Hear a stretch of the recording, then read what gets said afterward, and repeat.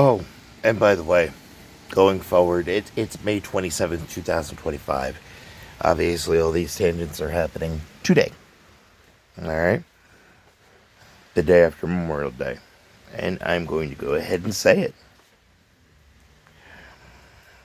You wanted to say, no, I want to create my own version of justice. I want mob rule. I want to go ahead and handle things in a way that I never have to see the inside of a fucking jail cell. I want to ignore all the rules that society has and try to just create an infinite Darvo situation and try to have you lynched. My response was, okay, you wanted mob rule. You gathered the masses. But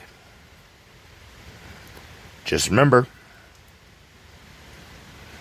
you're the one who wanted to make a court of public opinion type situation. So I just made sure to let those masses that you gathered know the information that you went to omit through half-truths and trickle truths and weasel wording and dish galloping and, mincing words and, going ahead and trying to intentionally misinterpret through weaponized incompetence. Which, ultimately, I'm starting to wonder if it was weaponized incompetence or legitimate incompetence. Neither here nor there. But I also made sure to let those masses that you gathered know, hey, so there are legal implications behind your complicity and,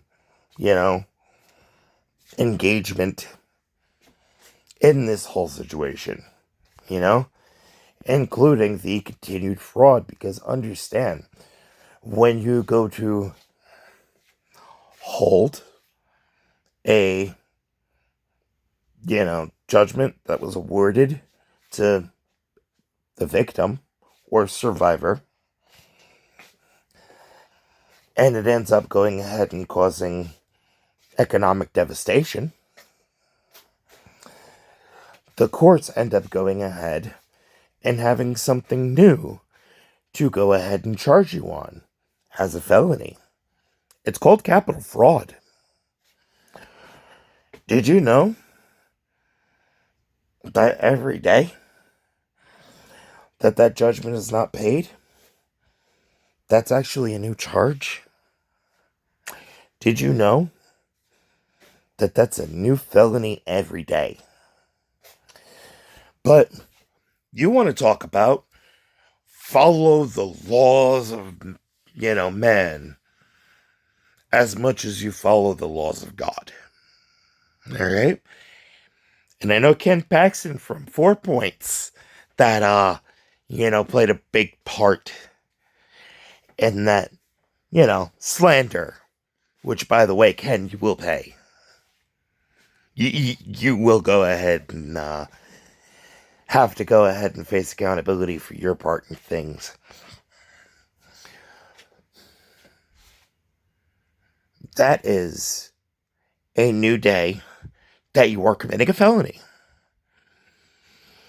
As far as the laws of men goes, you are a criminal trying to stand on your soapbox, on your pulpit, and preach about don't break the law. Don't commit crimes.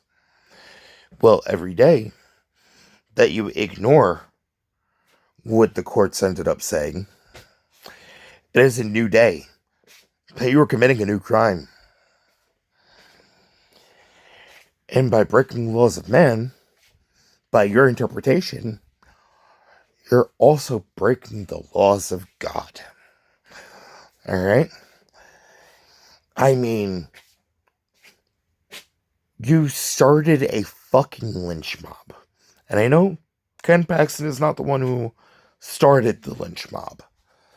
But when things were starting to subside a bit, Ken Paxton wanted to stoke the flames. Alright?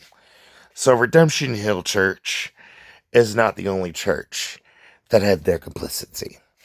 Alright? Four Points Church had their complicity. There are a few churches in Nashville that had a part to play. They know which ones they are. We'll get to you in a bit, though. Alright? But, ultimately, order of operations, importance.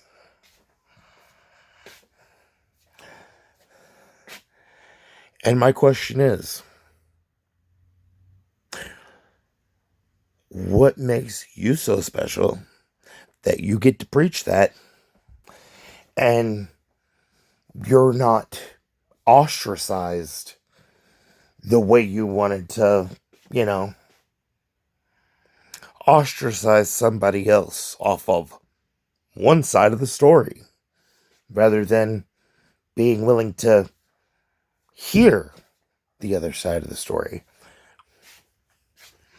I'm pretty sure that's a obedience is better than sacrifice situation.